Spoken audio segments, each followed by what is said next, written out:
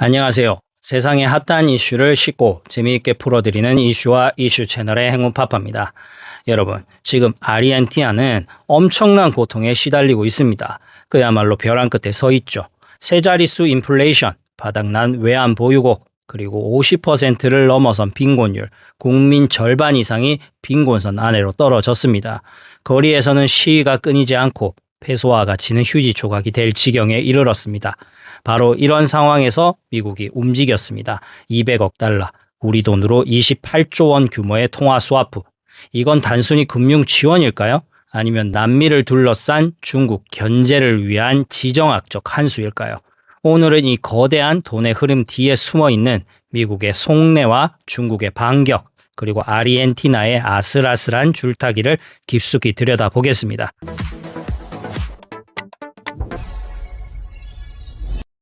이 거대한 게임의 무대, 아르헨티나부터 살펴보겠습니다. 탱고와 메시의 나라, 광활한 대지를 가진 축복의 땅, 하지만 동시에 100년의 실패라는 경제적 저주에 시달리는 나라. 아르헨티나 국민들은 수십 년간 반복되는 하이퍼 인플레이션과 국가 부도 사태에 그야말로 지쳐 있었습니다.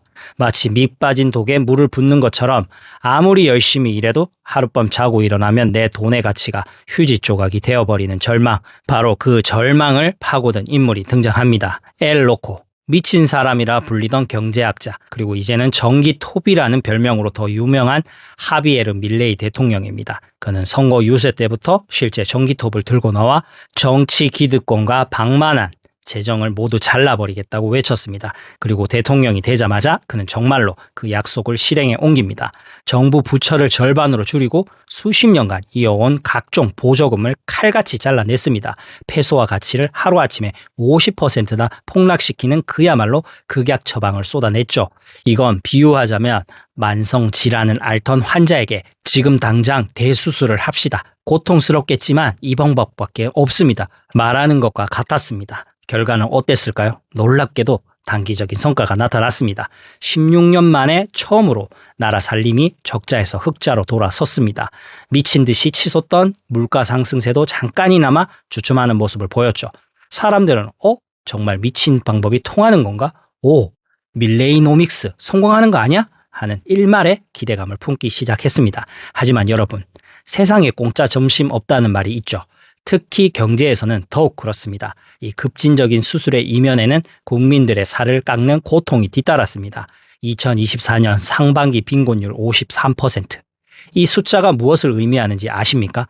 국민 2명 중 1명 이상이 가난에 허덕이고 있다는 뜻입니다. 전기요금, 교통비 보조금이 끊기자 서민들의 삶은 벼랑 끝으로 내몰렸습니다. 어제까지 중상층이던 사람들이 하루아침에 빈민으로 전락하고 거리에는 시위가 끊이지 않았습니다. 그러다 개혁의 동력에 결정타를 날리는 사건이 터집니다. 작년 9월 밀레이 정부 개혁에 대한 중간평가 성격이었던 지방선거에서 참패한 겁니다. 시장은 세상에서 가장 냉정한 존재입니다. 그들은 선거 결과를 보고 바로 계산기를 두드리기 시작했습니다. 국민들이 더 이상 고통을 참지 못하는구나. 밀레이의 개혁, 이거 동력을 잃겠는데? 이런 의심이 바이러스처럼 퍼지면서 간신히 버티던 페소화 가치는 다시 폭락하고 나라의 금고인 외환 보유고는 바닥을 드러내기 시작합니다. 밀레이의 전기톱이 이제는 자기 자신을 향할지도 모르는 절체절명의 위기. 바로 그때였습니다. 모두가 아르헨티나의 추락을 이야기하던 바로 그 순간 타이밍 좋게 한 명의 구원투수가 등판합니다. 바로 미국이었습니다. 자, 여기서부터가 진짜 이야기입니다. 미국은 왜 하필 이 시점에 아르헨티나에 200억 달러라는 거대한 손을 내밀었을까요? 자선 사업가라서? 민주주의 수호자라서? 핵심은 딱 하나, 바로 중국 견제입니다. 여러분, 멀로 독트린이라고 들어보셨을 겁니다. 19세기에 미국이 아메리카 대륙은 우리 미국이 관리할 테니 유럽 국가들은 간섭하지 마라고 선포한 거죠. 일종의 우리 구역 선포였습니다. 지금 미국이 21세기판 금융 멀로 독트린을 선포하고 있는 겁니다. 다만 이번 상대는 유럽이 아니라 자신의 뒷마당까지 깊숙이 들어온 중국인 것이죠. 이미 아르헨티나는 중국과 180억 달러 규모의 위안화 스와프를 맺고 있었습니다. 이게 얼마나 중요했냐면 아르헨티나가 IMF에 갚아야 할 빚을 달러가 없어서 중국의 위안화로 갚았을 정도입니다. 말 그대로 생명줄이었죠. 그런데 미국이 우리가 200억 달러 빌려줄게. 대신 조건이 있어. 중국의 그 위안화 스와프, 이제 그만 쓰는 게 어때? 라고 말하는 겁니다. 이건 단순히 돈을 빌려주는 게 아닙니다. 아르헨티나에 꽂혀있던 중국의 링거를 뽑아버리고 미국의 링거를 꽂겠다는 노골적인 선전포고인 셈입니다. 여기서 아주 재밌는 그리고 중요한 포인트가 있습니다. 이 돈, 미국 중앙은행인 연준금고에서 나오는 게 아닙니다. 바로 미국 재무부의 환율 안정기금에서 나옵니다. 이게 왜 중요할까요? 연준은 형식적으로 정치적 독립기구입니다.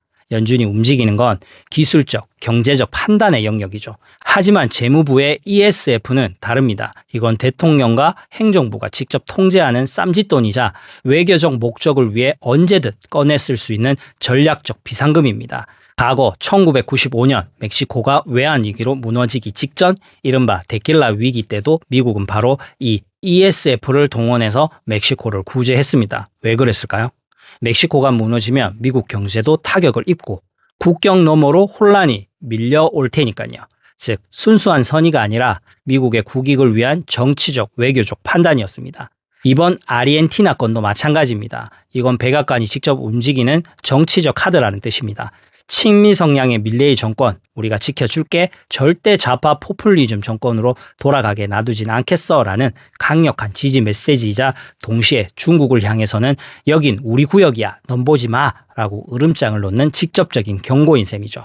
물론 이런 정치적 면분 뒤에는 아주 차가운 실리 계산도 깔려 있습니다. 아르헨티나는 세계 3위 리튬 매장국입니다. 여러분의 스마트폰, 전기차 배터리의 핵심 원료가 바로 리튬이죠. 21세기의 석유라 불리는 이 자원의 안정적인 공급망을 확보하는 것은 미국의 미래 사활이 걸린 문제입니다. 또한 아르헨티나의 바카무에르타 지역은 세계 2위 규모의 세일가스 매장지로 추정됩니다.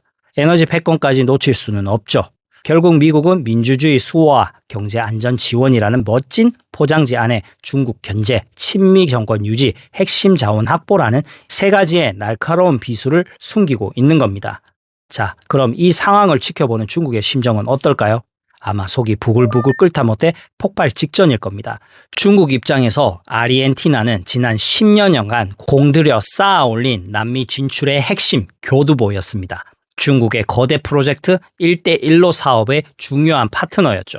중국 자본으로 댐을 짓고 하웨이가 통신망을 깔고 중국 기업들이 리튬 광산을 사들이면서 아르헨티나 경제 깊숙한 곳까지 뿌리를 내리고 있었습니다.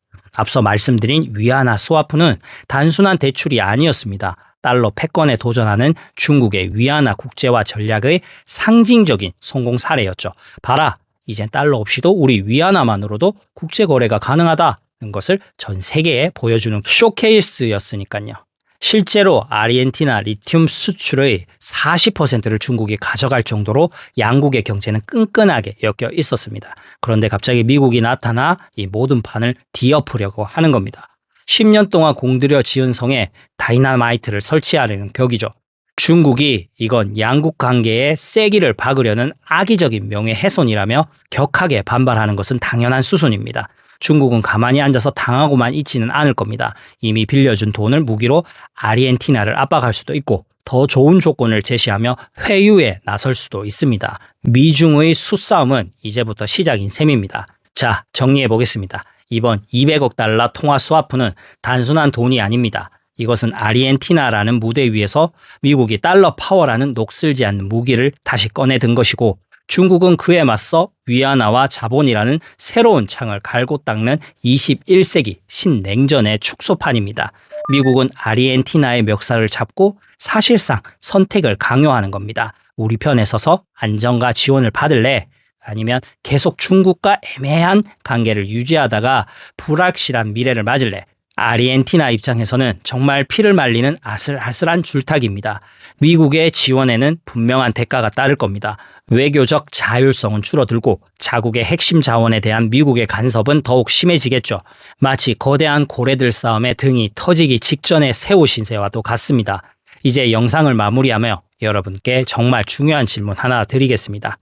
만약 미국의 이 막대한 지원에도 불구하고 아르헨티나 경제가 또다시 흔들린다면 어떻게 될까요? 만약 200억 달러가 밑빠진 독에 붙는 물이 되어 버린다면 말입니다.